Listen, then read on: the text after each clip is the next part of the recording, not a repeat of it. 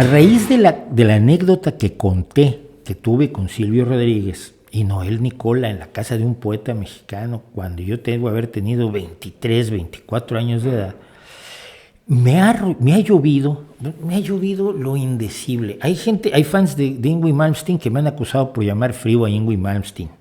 A mí me parece frío, ¿qué quieres? Es un brillante guitarrista, me encanta escucharlo. De hecho, con la orquesta japonesa con la que grabó una serie de cosas, me encanta ver sus vídeos, pero lo sigo sintiendo un tío enormemente frío junto a un guitarrista como Buddy Guy.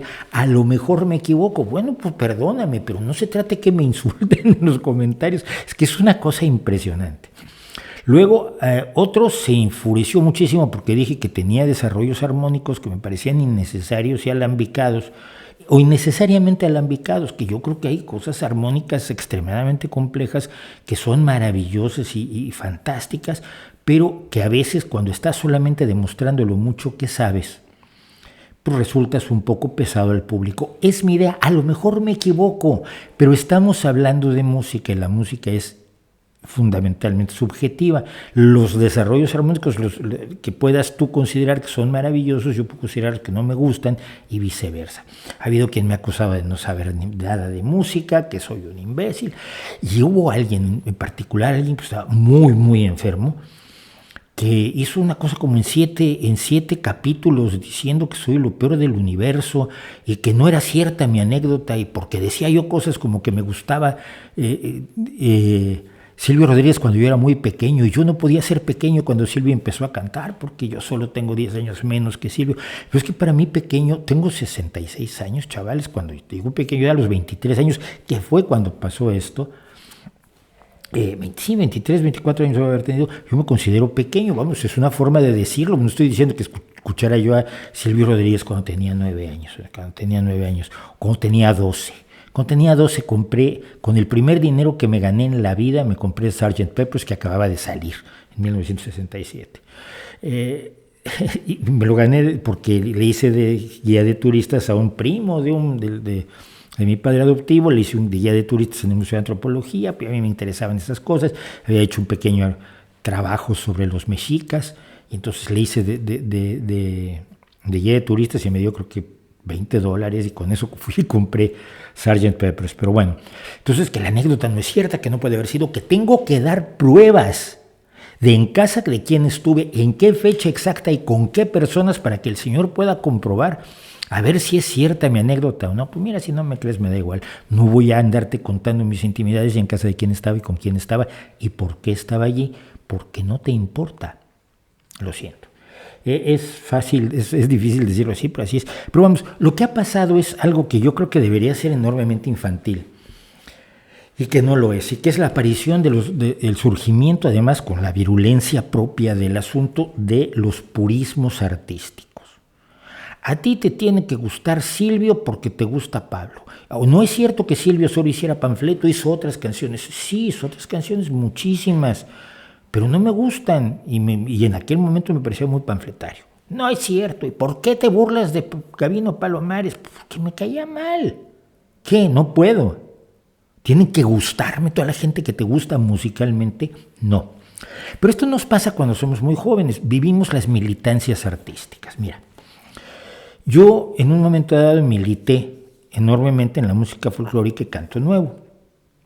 Yo escribía cositas de canto nuevo y musicalicé algunos poemas de poetas mexicanos, y cantaba yo cosas así de tremenda revolucionariedad, como incluso lo comenté en mi blog, que voy a poner el enlace, en la historia de la huelga que apoyamos en la Escuela Nacional de Antropología e Historia, en la que yo salí peleado con los troscos porque me puse a ser cuestionador y eso no te lo aceptan, ¿no? Y no me rompieron la cara porque corría yo rápido. Ahora no corro tan rápido, pero corría yo muy rápido. Se llama De Huelga, está en el blog No Que Importe, y ya pondré en la descripción la historia.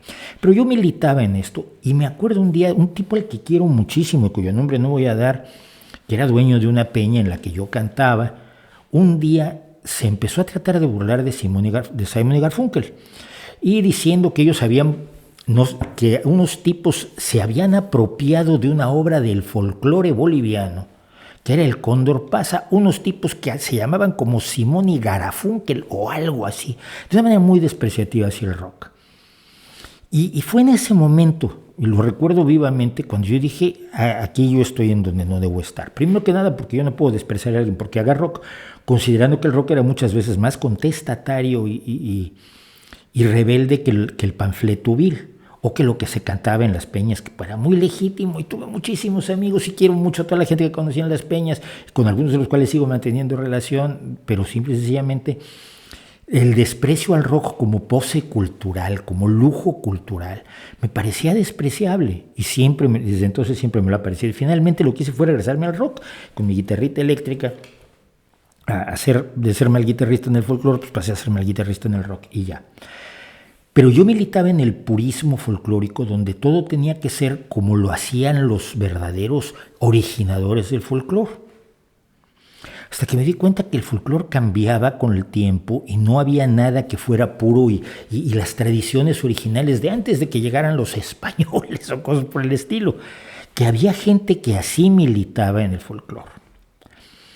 Luego descubrí con los años, como paréntesis enorme, que el Cóndor Pasa no tiene nada de folclórico, es parte de una zarzuela que se escribió a principios del siglo XX, que no tenía ningún instrumento tradicional, que era una zarzuela que se cantaba con voces impostadas, como todas las zarzuelas, u operetas, de un compositor clásico boliviano, por supuesto que boliviano, y que dos de los temas de esa zarzuela los juntaron en una canción que la empezaron a interpretar con instrumentos tradicionales, quena, charango, bombo, arpa, guitarra, etc. Entonces resultaba que, claro, aquello que era el sumum de la pureza folclórica, no lo era, no era tal, y que sin embargo había más deshonestidad a veces en eso que en el propio rock, aunque el rock está lleno de deshonestidades. Pero bueno, cuando yo era pequeño se hacían en radio competiciones de los Creedence contra los Beatles, y entonces uno votaba, ¿no? No, es que quiero oír una canción de los Beatles, no, yo quiero oír la de los Creedence. Y en cada corte entre canción y canción, el que tenía más votos pues era el que ponía la siguiente canción. Era muy bobo. Mis tíos me gritaban porque me interesaba el rock y no me interesaba la música clásica. Pero luego yo les decía, bueno, pero es que sí me gusta la música clásica. Uno de los discos que yo tenía, de los poquitos discos de vinilo que había en mi casa, y ya lo he contado en otro momento, era el doble concierto para violín de Johann Sebastian Bach. Me sigue pareciendo precioso, me lo sé casi compás por compás, y lo tocaban David e Igor Oistrakh, padre e hijo, dos grandes violinistas. Entonces, y es de Deutsche Grammophon, y seguramente se puede encontrar por allí, porque todavía, alguna vez que lo conté, tenía yo la portada de ese disco. A mí me gustaba mucho la música clásica y eso no quitaba que no me guste el rock. Pero ¿cómo si te gusta la música clásica, te gusta el rock? Pues sí, pero mis abuelos, mis tíos eran puristas de la música clásica y del bolero y de las rancheras, y les parecía que el rock era inaceptable. El purismo es una estupidez profunda. Y quienes lo han ejercido diciéndome que me tendría que gustar tal o cual cosa, o que no sé nada de música porque no me gusta lo que les gusta a ellos, o porque me gustan ciertas cosas que a ellos no les gustan, no sé qué sé yo, la música medieval, el folclore irlandés, la níquel-harpa escandinava, qué sé yo. Las cosas que me gustan está mal porque la pureza musical exige ciertas cosas. No, mira. No creo en la pureza musical, no creo para nada en ninguna forma de pureza artística. En la ciencia ficción milité en contra de la corriente principal. Cuando yo empecé a escribir ciencia ficción a los 12, 13, 14 años, es que teníamos que ir contra la corriente principal que despreciaba a la ciencia ficción, y es cierto, la despreciaba, y sí estábamos tratando de que una literatura que hallábamos llena de valores adquiriera una presencia en la corriente principal de la literatura y se eludiera finalmente el desprecio de literatura de segunda categoría que tenía la ciencia ficción, la fantasía, el terror, el relato policíaco, etcétera, etcétera. Militamos. Luego resultó que tampoco era que no tenía tanto sentido. Quizás fue necesario en su momento, pero no tenía tanto sentido militar. De pronto la ciencia ficción era parte de la corriente principal.